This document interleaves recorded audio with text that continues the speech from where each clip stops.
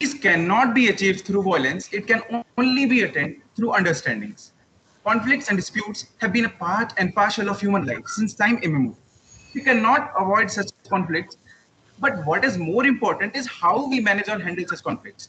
War and legal battle is one of the methods of resolution, but we have learned with our past experiences that it is a costly affair and often unsatisfactory. ADR, that is alternate dispute resolution, is an alternative to the formal legal system. It is an alternative to legislation. At present, the judiciary is clogged with over 3 crores of pending cases in various courts over the country.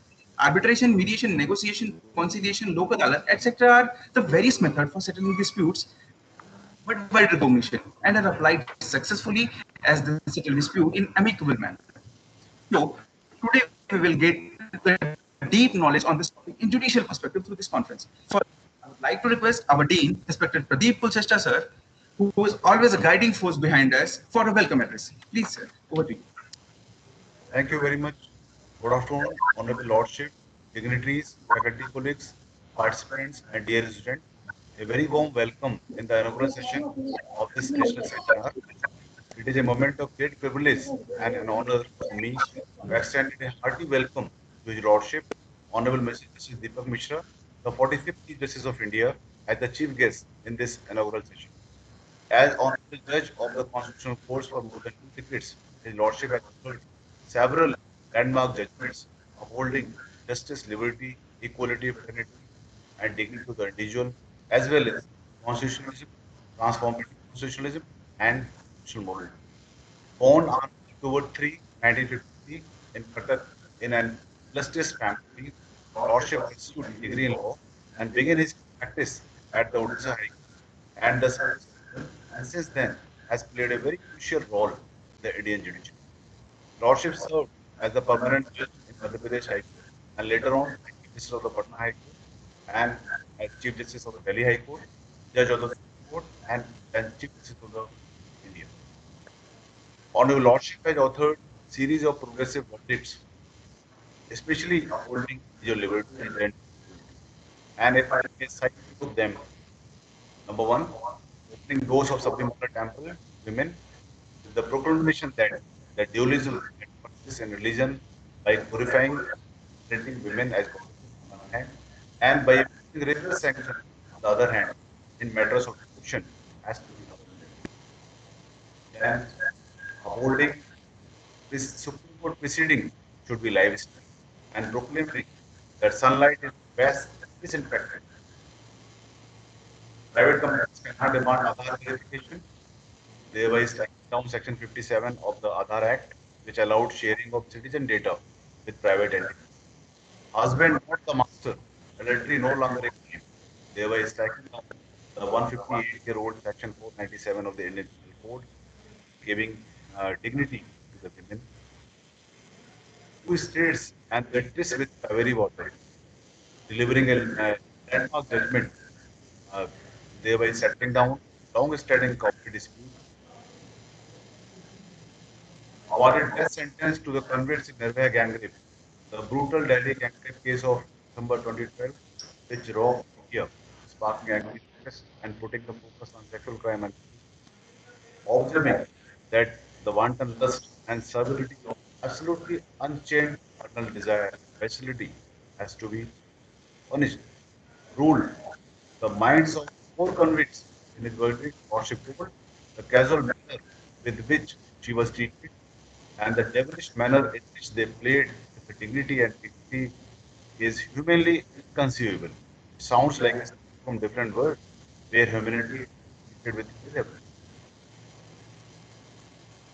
Cinema as art form is an inseparable part of right to free speech and expression, thereby holding release of deprecating honor killing and honor crimes, stating that assertion of choice is an integral facet of liberty and dignity. I can go on and on.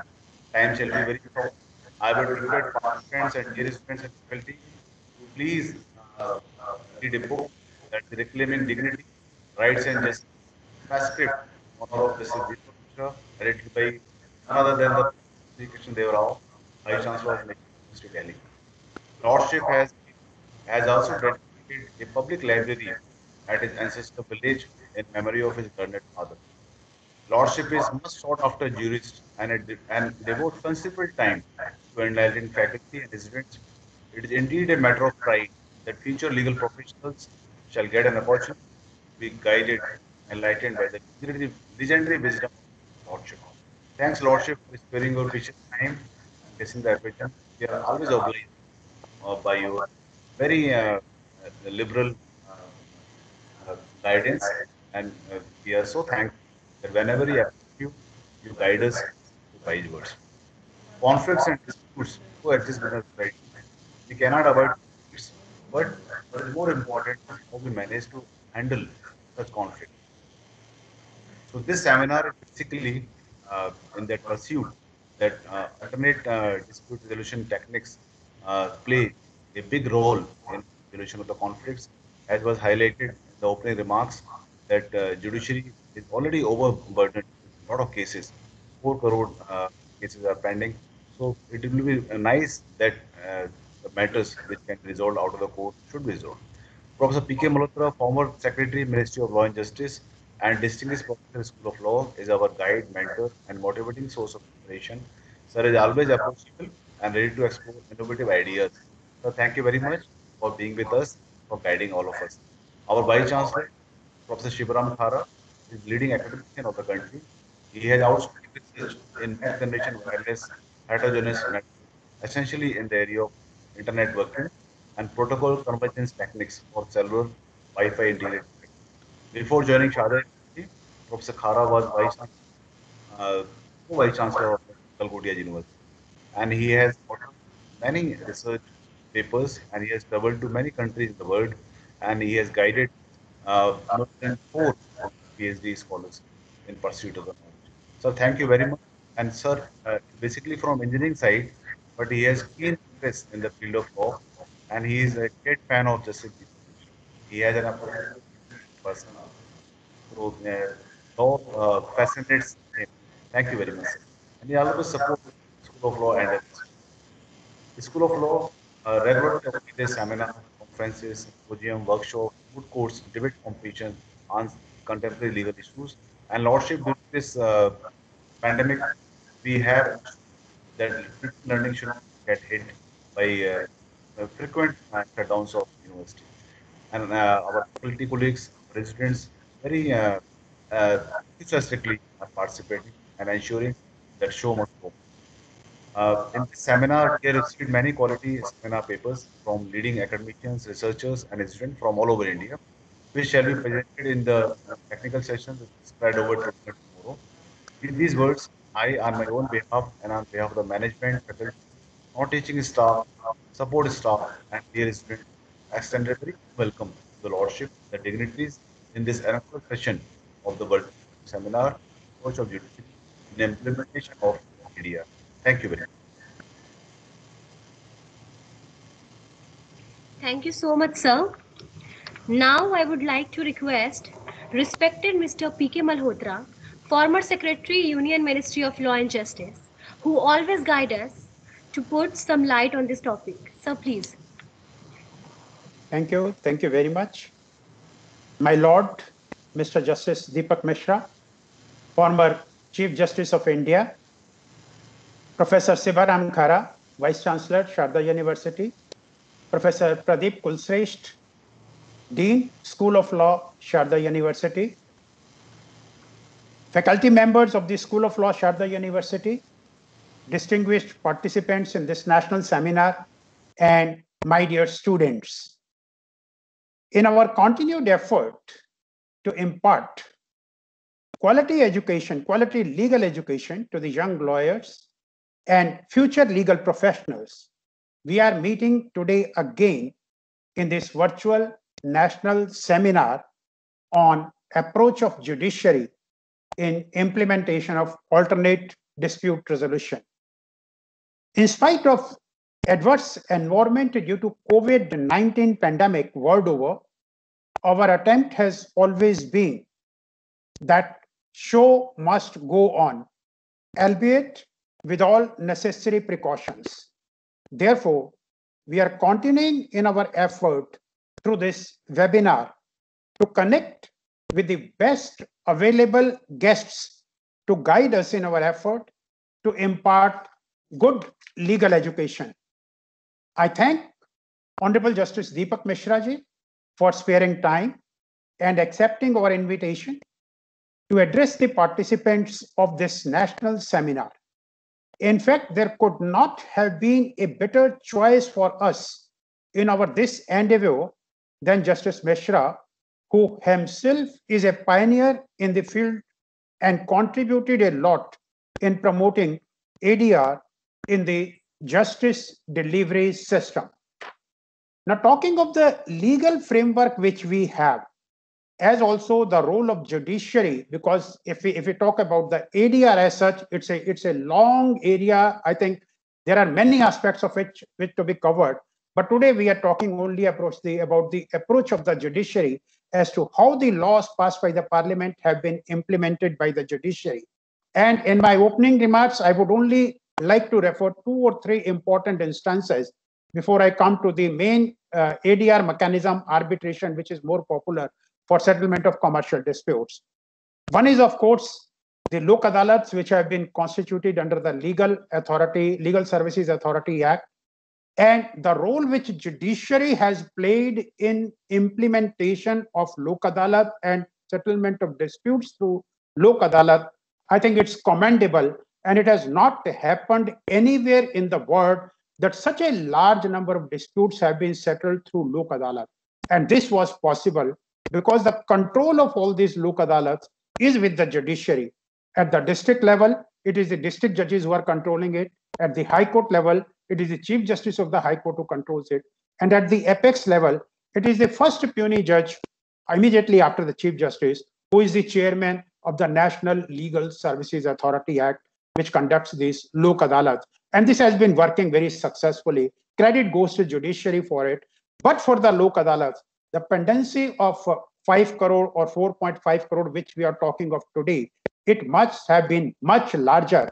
And thanks to the judiciary in ensuring that matters which can be settled through amicably through Lok Adalat, they set the dispute finally to rest. And this is working very well. The next is the mediation centers, which have been created under the administrative control of the concerned judges at the district level, at the High Court level, and at the Supreme Court level. I think are also doing a commendable job, where the judges refer the parties for mediation through the mediation centers, which are again working under the control of the judiciary. And for this, Section 89 of the CPC is important, and I must make a reference to it, where all courts throughout the territory of India are mandated that before they start adjudicating a dispute, they must try to find out whether it is possible, whether the parties are agreeable to settle the dispute through ADR mechanism, that is arbitration, conciliation, mediation, or negotiation. And I think, again, the system is working well. Of course, it is not perfect. There are many deficiencies. And I think scope for improvement is always there. And that scope is available here also. Because in these 2 areas, judiciary was involved, probably they are working successfully. I'll make a reference to one more act, that is the Gram Nyayalays Act, where the implementation was given to the state governments.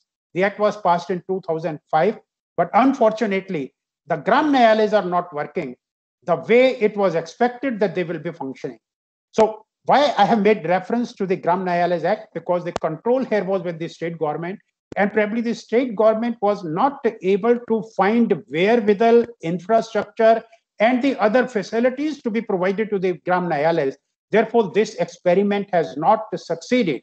And I think the time has come when the state government should give due attention to this particular aspect also, so that Gram Nyayalas also start working well, and the pendency in the courts can be reduced, and number of appeals which are filed before the courts can also be reduced, because any amicable settlement arrived at through ADR mechanism gives a final burial to the dispute. Now, coming to the arbitration, which is the most important area for the commercial disputes, which is important not only from the national, but from the international perspective also, I am of the view that the judiciary has played a pivotal role in promoting and making India an arbitration-friendly state. And day is not far when India will pose a serious challenge to hosting arbitration for foreign jurisdiction. The Supreme Court and various high courts have adopted a hands-off approach to dispute resolution, resolved by means of arbitration when such decisions have been challenged by the parties. The courts in India have consistently adopted arbitration-friendly approach in the recent past, which was not to be seen in earlier days. Because in earlier days, I remember there was time when almost all arbitration awards used to be challenged under the Arbitration Act before the courts, and there used to be a stay. And once you file the appeal against the arbitration award, probably the award cannot be executed. The scenario has changed, the law has been changed, and the courts are also playing a proactive role in ensuring that the arbitration award is implemented. There are many instances when the courts have upheld the arbitration agreement, even when they have suffered from some minor errors, thereby respecting the parties' choice to have their disputes settled by arbitration. The Supreme Court, while taking a pro-arbitration approach, has upheld an arbitration agreement in spite of the error it suffered and concluded that since the intention of the parties to arbitrate was clear, the court cannot make the arbitration agreement workable, even if it has some error in it. And here again, I would like to quote a decision of the Bombay High Court, which was given in 2018. And the court, and here the issue was, and I'm discussing that issue, the courts have been cautious in granting anti-arbitration injunctions. The Bombay High Court has held that when a party has remedies available under the Arbitration Act, it cannot obtain an anti-arbitration injunction from court by ignoring the provision of the Arbitration Act. In this case of Ravi Arya, which was decided in 2018 by the Bombay High Court, a party alleged that one of the arbitrators was appointed after collusion with the other party and without following the procedure agreed upon, and hence sought an order from the court restraining the arbitral tribunal from proceeding with the arbitration. The Bombay High Court held that the party making such allegation has a remedy available under Section 12 of the Arbitration Act to challenge appointment of an arbitrator, and hence it cannot be allowed to bypass the provision of the Arbitration Act. So I think this recent approach of the courts, which has come in respecting the autonomy of the parties, as well as the arbitration award, which has been given in accordance with the laid down norms, I think the courts are moving in the right direction. It will reduce dependency in the courts and also give more respect to the arbitration award. Even though the courts have tried to remove hurdles during and after the arbitration process by ordinarily refraining from interfering with the decision of the arbitration tribunal or passing other arbitration-friendly judgments, however, this itself may not be sufficient to attract overseas entities to opt for arbitration process in India. We still need to take certain steps which may go a long way in providing necessary comfort to parties that the arbitration process shall no longer be permitted to be unnecessarily prolonged in India. And I think one of the objectives which we need to achieve now is that instead of concentrating on ad hoc arbitration, we should move toward institutionalization of the arbitration, institutionalized arbitration. Although the law has been passed, we have also passed law for creating an Indian Council of Arbitration, but unfortunately, it has not yet been constituted, although the law was passed 2 years back. I think this is one area which needs immediate attention of the government. And I know that during this national seminar, most of the participants will be discussing this aspect also. And I think the court should now come out by imposing heavy cost in case a frivolous petition is filed for challenging an arbitration award. I think this will also deter the parties from unnecessarily approaching the court under Section 34 or 37 of the Arbitration Act. And there is a need that we should have specialized courts more particularly dealing with arbitration cases, arbitration appeals, so that we have commercial courts constituted, but in some of the high courts, I think it is still not being made operational. That also need to be made operational. Of course, I can go on and on, but because it is only an inaugural address, and we have Honorable Justice Deepak Mishra, who will be a guiding force as to how we should conduct this kind of proceedings, his words of wisdom will be welcome, and we are all interested in hearing his words of wisdom. Therefore, with these words, opening remarks, I stop here, and thank you very much for giving me this opportunity to share my thoughts on this important topic. Over to you. Thank you very much. Indeed, sir, the show must go on. And thank you for your scholarly words. I would now like to request respected Professor Sibaram Khara, Vice Chancellor, Sharda University, who always encourages us to be creative and to do better, to deliver the words of wisdom. Sir, please, sir. Thank you, Honorable Justice Deepak Mishra ji, the former Chief Justice of India, P.K. Malhotra ji, the former Secretary, Ministry of Law and Justice, Government of India, Professor Pradeep Kulshrestha ji, the Dean School of Law, Sharda University, all the professors, faculty members, my dear students, ladies and gentlemen, a very good afternoon. I am very happy that School of Law is organizing the virtual national seminar on approach of judicial in implementation of alternate dispute resolutions. As a layman, as I am not a lawyer by profession, I am an electronic engineer, but still can understand the country like India, which is populations 1.3 to 4 billion, and literacy level is also very arbitrary, and number of cases arises annually in India. Although I cannot give any exact statistics on that, but I can feel as a general citizen the volume of cases arising, the dispute among the people at various levels. So how this pendency can be minimized and out of court settlement can be done, and if it is done, probably this is the way that we can immediately solve to some extent the burden of such pendency of the cases in India. And as Malhotra Sahab has already explained, no arbitration, conciliations and mediations, negotiations, lok adalat and all those things.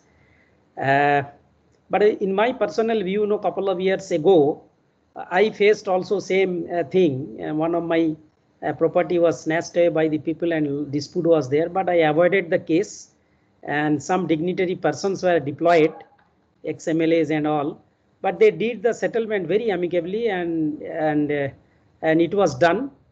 We were giving no separate land outside little. But thing is this, my understanding is this, that in this process, the convergence of the agreement takes place between the parties. Malhotra Sahab has rightfully told that when you go to the court for the justice, and even judgment is given, still we are anti to each other. All these two parties, they probably never happy with the judgment. So moves on, and when again forcefully by the police, and this depends on a lot of type of cases when it is executed, but ultimately mentally they are not agreed. But these alternate dispute method, if it is applied, I am very happy personally, and probably we have also seen that in Sharda School of Law, the legal aid clinic, where they have given tremendous service for family dispute cases, and both the parties are very, very happy, and really the outcome has come. And so there is a need in these aspects, and what are all better implementation method is to be imposed by utilizing various peoples in the rural area, suburban, urban, and different areas and for the different cases, systematized process can be adopted or can be implemented more fruitfully, but there is a need, tremendous need. So that is the feeling of a common citizen like me without being a law profession. So I am very much sure that Honorable Justice Mr. Deepak Misra ji, the former Chief Justice of India, a great leader like Mahatma Gandhi and Abraham Lincoln, who were lawyer first and advocated and supported the culture of settlement. And they advised people to settle instead of no litigating, and everybody must believe in the culture of settlement. And Sir has actually said that no judicial system must turn into challenge posed by the corona pandemic into an opportunity by using innovations and technology to explore virtual online alternate distribution resolution mechanism. So we'll be hearing more reasonable things and from the Honorable Sir. And with these few words, I just conclude and thank you very much giving me opportunity in this platform. Thank you, and wish you grand success of this event. Thank you so much, sir. Indeed, we are moving towards the culture of alternative dispute resolution. Now, I would like to request our Lordship Honorable Justice Deepak Mishra, former Chief Justice, Supreme Court of India, has always been gracious enough to guide us and motivate us. I request and invite my Lord for inaugural address. Sir, please.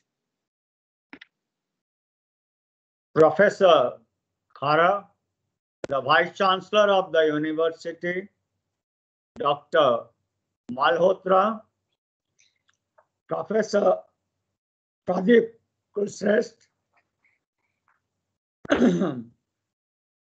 members of the various faculties, my dear students, ladies and gentlemen, I was keenly listening to everyone. I will take two instances from Professor Khara. It's because he spoke layman's language. The duty of alternative dispute resolution system fundamentally concerns with such laymen in law and also the laymen who are not at all reach the periphery of law. Now he said he had faced a problem which was solved by the dignitaries of the locality. Quite welcome. It's reminded of my late father. The year was 1964 onwards, 64, 65, 66, 67, 68. I was growing up. There will be meetings. People will be sitting on the veranda till 1 p.m., 1 a.m., 2 a.m. And I thought, what was going on? Then I could understand the two sides were quarreling with certain property, maybe brothers, some people supporting one brother, this other people supporting the other brother, but eventually discussions will take place. That kept me awake, and my father will suggest something, and once he suggested, people accepted, and mutation was done. Demarcation used to take place. No documentation. So the concept of settlement, my dear young students, depends fundamentally on faith. And there is a distinction in belief and faith. You must have faith in ADR, and you must be in a position to inculcate that kind of belief amongst the people. When I talk about faith and belief, now I said I will take two facets from Professor Khara, the other facet is he talked about Gandhiji and Abraham Lincoln. Mohandas Karamchand Gandhi, as a barrister in South Africa, was absolutely famous as a great settler. He believed in settlement rather than earning money. Same was the case of Lincoln much earlier and in a different atmosphere. Lincoln had a law firm. A young man came to the law firm, handed over the papers. He wanted to file a lawsuit against an old lady who was a septuagenarian, I mean slightly above 70, below 80. Lincoln and his friend kept the papers, and Lincoln told him, young man, we will communicate to you after perusal of the documents within a week. After 3 days, Lincoln wrote, dear Mr. So-and-so, we have perused your papers. You have an excellent case, but you have a case for $500. You are almost 25. The other side is 70 plus. You have enough years in life to earn this 500.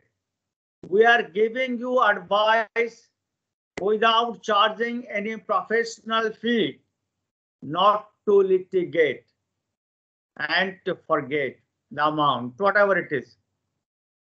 They could have made money as lawyers, but no. They gave a candid opinion. You have a good case, but the other side is slightly underprivileged. Don't litigate. Anyway. Third thing which has been emphasized upon with regard to pendency of cases. I have been telling since last 15 years that the distinction has to be made between pendency and arrears. A case must have some age to earn the status of arrears. You see, case filed a week back is also a case pending, and you never know how many lakhs are filed. We can't put it in the compartment of arrears. Therefore, at least approximately 3 years should be granted to call it an arrear. That distinction will show you the real graph. When I speak about the distinction between the pendency and the arrear, I must mention to the younger generation, this is called alternative dispute resolution.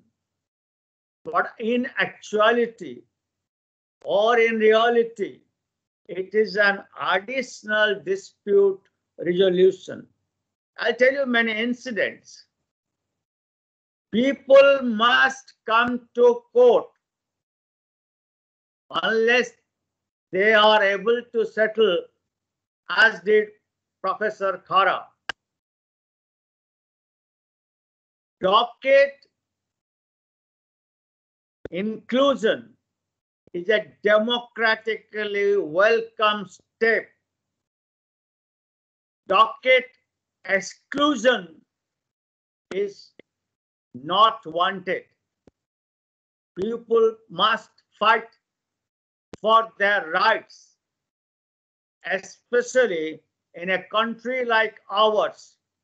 If people are debarred or scared to approach the courts or can't afford we are not a stable democracy. That is why access to justice is a insegregable component of Article 21 of the Constitution. Having said that, now Professor Malhotra, Dr. Malhotra said, Section 89 of the Code of Civil Procedure enunciates various kinds of ADR. Prior to Section 89, there was only Legal Services Authorities Act. It has initial, informal, and thereafter formal incarnation. But 89 made many things included, like arbitration. True, by that time, from 1940 or prior to that, in the Code of Civil Procedure, arbitration was there. In 1940, Arbitration Act came. Then in 1996, the present Arbitration Act came. Thereafter, certain amendments. But Section 89 also specifically mentioned arbitration, conciliation, Lok Adalat, judicial settlement, and mediation. These are the 5 categories which find place in Section 89. After that provision came into existence, the Supreme Court thought it appropriate to direct the High Court by a judicial verdict to frame rules how to have mediation centers. Then thereafter, the mediation training started. You see, when I became the Chief Justice of Delhi High Court, when I took charge, I was told the mediation center in Delhi High Court is absolutely comfortably run by the advocates. I've gone there many times and I find people settle many complex disputes, family disputes, commercial disputes, and disputes under various other laws which are settleable. Now, as far as arbitration is concerned, 90s was a different kind of decade. Especially from, let us go little 88 to 95. You will notice there are so many verdicts with regard to the arbitration law by the Supreme Court. Interest will be granted or not. If it is granted penalty light or post, and if it is penalty light, can there be a pre-dispute? All those are settled up to after one by one, but so many confusions. Jurisdiction of the arbitrator, because at that point of time, the arbitrator was not required to ascribe any reason. But 96 Act makes it absolutely clear what is the procedure. That is a progressive legislation, and various facets have been amended in 2015, 2019. Some have been come into force, and as Dr. Malhotra has said, some have not yet come into force. I am not there. The approach of judiciary as far as arbitration is concerned,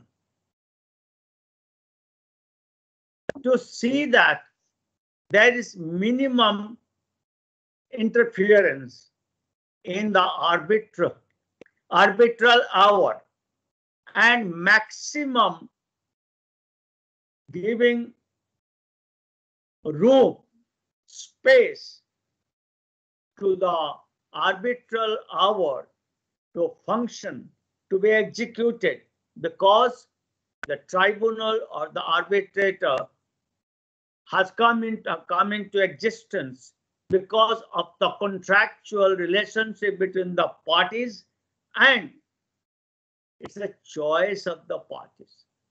Once you make a choice, unless there are grounds as enumerated in the statute, you cannot get out of that. And that is why the arbitration law is getting clearer day by day, and the arbitral proceedings are continuing quite smoothly in India. In 2018, when the minister from Singapore had come, the Minister of Law, and the personality was praising the Singapore arbitration. It's good, I don't deny it. But when I spoke, I said a day would come, India shall become the hub of arbitration center, and the young students of this university and other universities will be the future of this hub. And that is why the Vice Chancellor and the Professor Kulshrestha deserve to be congratulated to organize some seminars under this pandemic situation. This reminds me a line of John Steinbeck. Man can never accept a vanquishment. Man shall fight, and this is the way the university is fighting to meet the pandemic.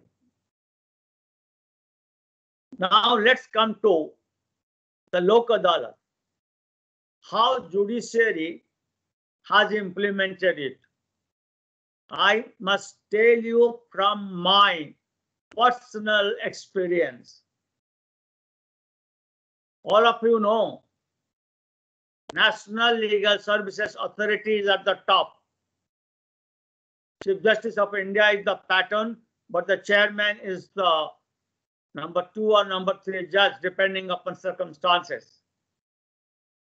The High Court, the Chief Justice of the High Court is the chairman, and the next judge is the chairman of State Legal Service Authority, and district judge is of that of Jalsa, and it goes on like this, goes on. A Lok Adalat, you must have believe in that kind of settlement. If you don't believe in Lok Adalat, as a judicial officer or as a judge, you will develop a skeptical attitude towards it. Most of the people in judiciary in 2021 have developed an affirmative attitude to Lok Adalat. That is the first thing for implementation. And how it has happened. Initially, in the late 90s, people were skeptical, but that skepticism melted with the flux of time as people saw the results. Now, I will tell you an incident. One day, you see, as per the provisions on the Act, there has to be 2 members to constitute a bench at the High Court level. A sitting judge, a lawyer, or a social worker. I mean, those criteria are there. One day, very senior lawyer was sitting with me. He was keen to sit with me. We settled 114 cases. Please mark, I would request the young students to understand 144 claim cases means 144 families got the assuagement benefit and their tears were wiped. The duty of justice is to wipe the tears in accordance with law, of course, but when you settle, there was mutuality, there was amity, there was amiability, there was friendship. So the lawyer told me at the end of the day, sir, you could have decided these cases within one day in court. Why this Lok Adalat? My answer to him was twofold. That you are forgetting we are working on a Saturday, which is not a working day for the High Court. This is extra time devoted because I believe in this cause. Second, are you complaining because something you are missing? A game of golf or some relaxation? He smiled. You see, there are certain days when the High Court judges used to list 100 cases just to find out which are settleable. Means if it relates to quantum and settled position by the Supreme Court, they can be taken up, not which are involving no liability. So I'm giving an example. Supposing the tribunal has held that the insurance company is not liable, you cannot put it in the Lok Adalat and settle it, because who will agree? Somebody can agree for the quantum, not for on the question of law that I am liable. Please understand, the judiciary's attempt to implement one of the wings of the ADR is Lok Adalat, and this is the way the claim cases are settled. And do not, for God's sake, take a settlement of a claim case lightly. It is because the breadwinner is gone. The family waits. They have to be fed. They have to have their education. Implementation means doing speedy justice in a just manner and see that the money reaches them. That is the purpose of Lok Adalat. I'll tell you something very interesting about Lok Adalat. I'll go to other aspects.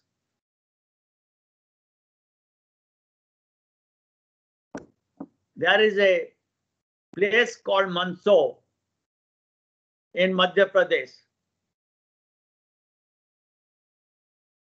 I had gone to hold a Lok Adalat as the chairman of Salsa sometime in the year 2007. There are many types of cases. Civil suits are also settled. Many cases under the Negotiable Instrument Act, then the insurance cases, then family disputes are settled. About 5:15, when everything was over and I was planning to leave for the circuit house, my member secretary came and told, sir, we have tried to settle a case, but it's not getting settled. So you may try. I asked them to call the parties. It's an exchange marriage. The girl is married to X, the boy, and the boy's sister is married to girl's brother. The exchange marriage, you understand. Well, I started convincing the one girl and one boy. They agreed. After 45 minutes, they did not understand Hindi properly. they could understand their dialect.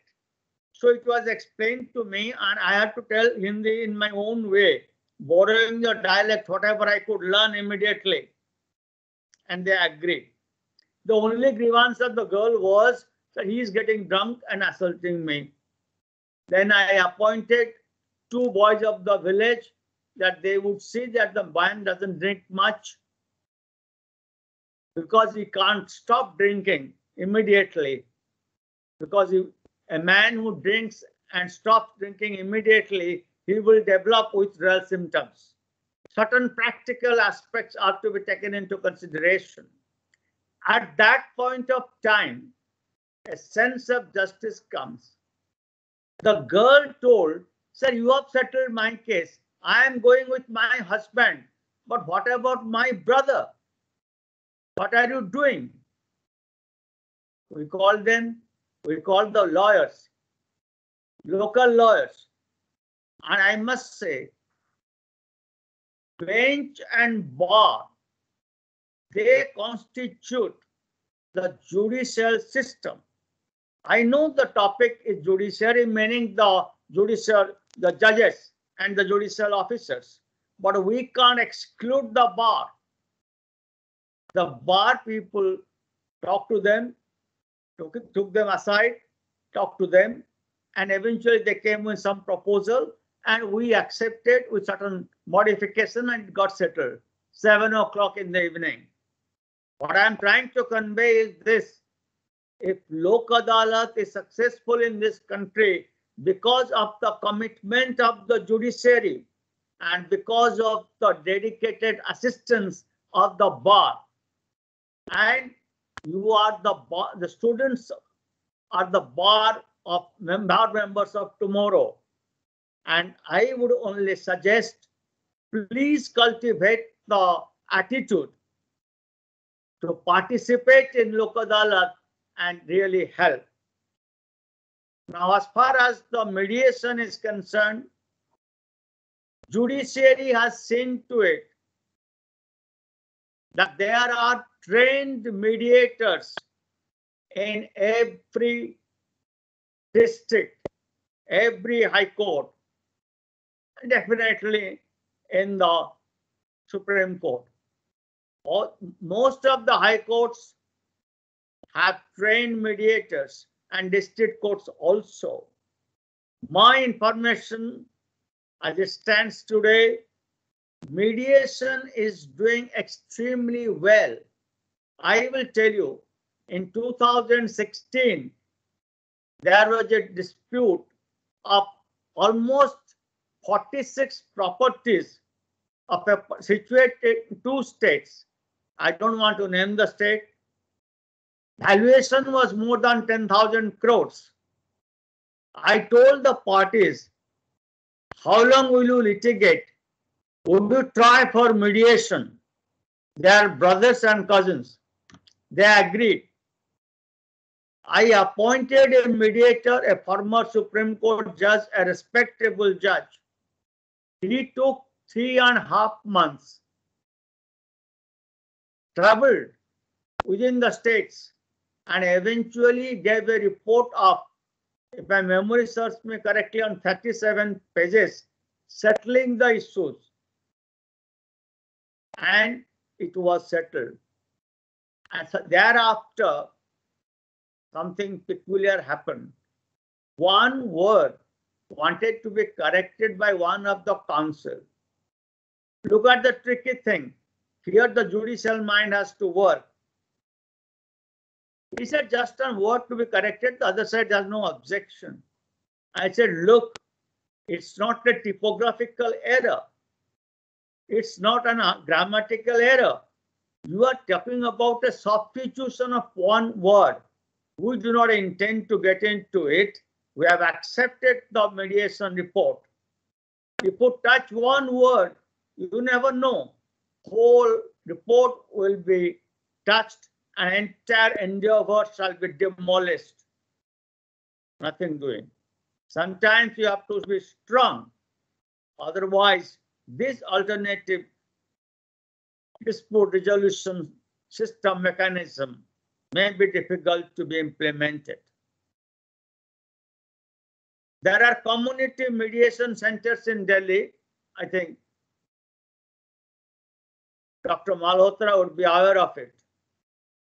And they take up family disputes. You see, they are to be controlled at the very beginning. They have to be taken up. Otherwise, they will be getting into so many wrangles, consuming so much of time and unnecessarily developing unwarranted bitterness. We want a peaceful and pleasant society. We do not want reality to be that ugly. Reality sometimes is beautiful, and we have to see that beautiful reality. As far as this quarrels are concerned. Now, one thing you will notice with regard to conciliation, in the Arbitration and Conciliation Act 1996, deliberately the Parliament has kept a provision, and it's a laudable provision, that during the arbitral proceeding, the arbitrator should try to mediate if possible. There is a room for mediation. There is scope for mediation. One can try. There may be a question. Sir, arbitrator is not a part of the judiciary. But when you are addressing the concepts, it involves everyone in a holistic manner. The judiciary gives more room, more scope, and entertains these ideas. Unless you entertain the concepts and the ideas, you cannot implement. You see, supposing you are confined to theory alone, they are not implementable. Supposing you are only going for practicality, your input will be very less. So there's some kind of a symphony between the two. Now, you people have talked about negotiation. Negotiation is not there in section 89. That you must be aware of. But I had the occasion to attend a meeting on negotiation. There were young people who have just passed out from college and or university. They have become negotiators to negotiate the company's problem, ex-company's problem with the wife in a particular dispute. And who can best negotiate? Not competition, but logical negotiation, acceptable negotiation. And that was attended by many judges. And we really encourage them.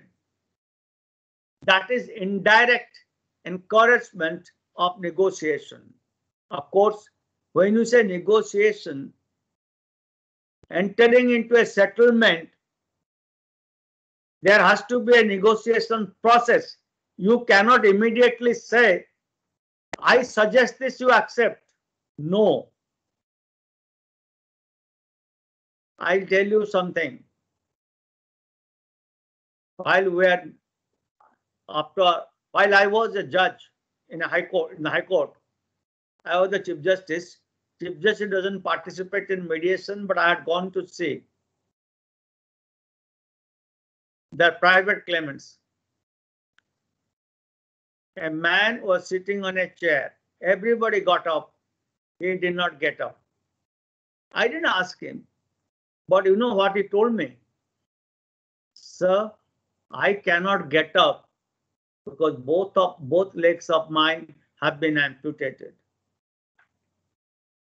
Unless you have that feeling for that man, can you stop for longer period for mediation or settlement of any kind? So judicial acumen,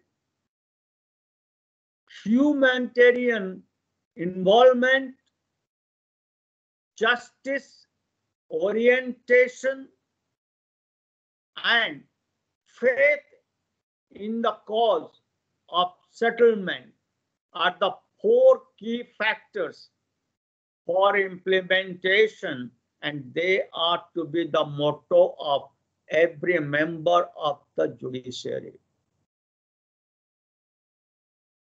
Having said this, I know I've consumed a little more time, but I've shared my experience, I've shared the few facets which are, according to me, inalienable to make the entire project a success. With this, I inaugurate this webinar. I am absolutely indubitable that it will be a great success, and the students who are prosecuting their studies in Sarda University should get acquainted to the ideas of webinars and also to participate more positively in the legal aid clinic which the university has provided. Thank you. Thank you very much.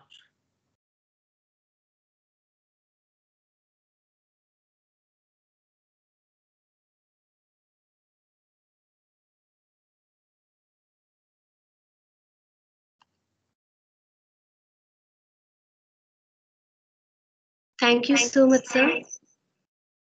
We totally agree on what you say, that the arbitration law is now in continuing process in India, and India shall become the hub of arbitration in future. Thank you so much, sir. Moving ahead, I would like to call upon Professor R.P. Yadav, sir, Associate Professor, School of Law, to propose vote of thanks. Over to you, sir.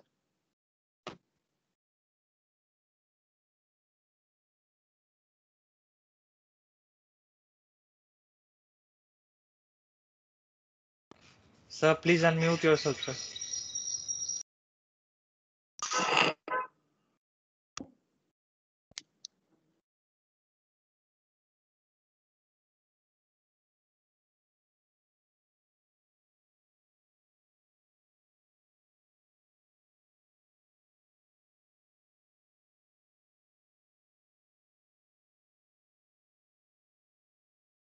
Offer.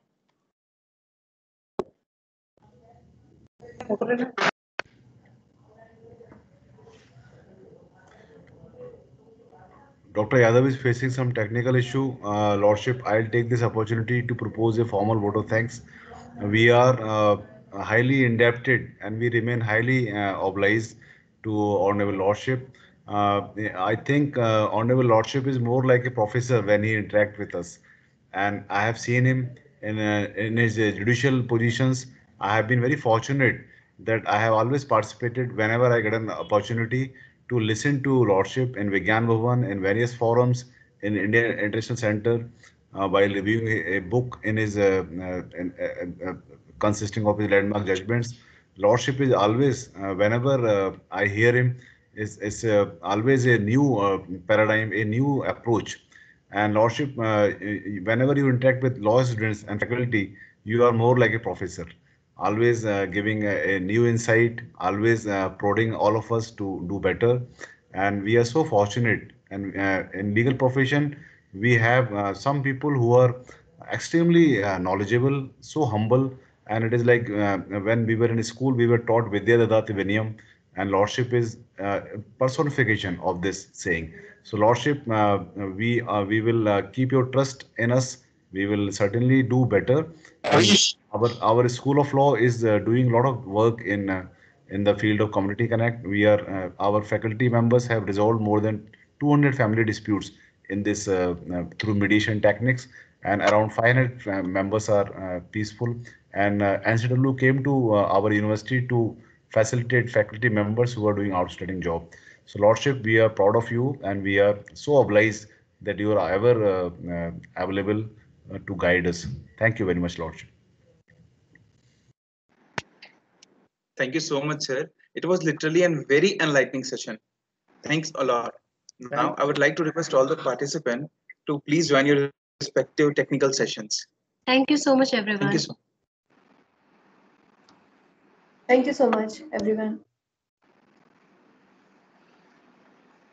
Thank you, Dr. Ritu Gautam, to you and your team for organizing this wonderful seminar. Thank you so much, sir. Thank you, Professor Pradeep. Thank you, Professor Pradeep, and your whole team. Thank you very much, sir. It is all in your name. Yeah, beginning is Thank good. you, So sir. obviously, I am That sure was your technical session idea will only. also be good. I'm sure technical sessions will also be good, and we have many good participants. Yes, I sir. think some good outcome will be coming. Thank you. Sure, sir. Thank you very much, sir. We are looking forward to have you on campus, sir. Long time. Sure, I'll come. Thank you. Thank you. Thank you. Good day, sir.